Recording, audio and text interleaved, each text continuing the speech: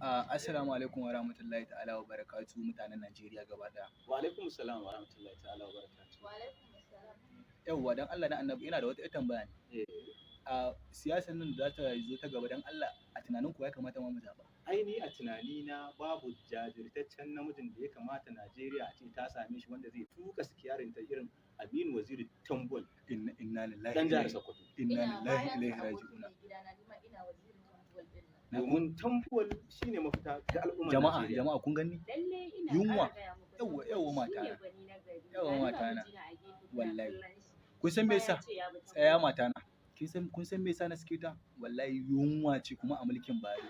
Ke ma na sake ki. Saki uku na rangada miki. Ke ma haka. Gaskiya. Sai a Mu samu kanmu muna son mai auren nan ma kayan lele komai yayi tsada. abokina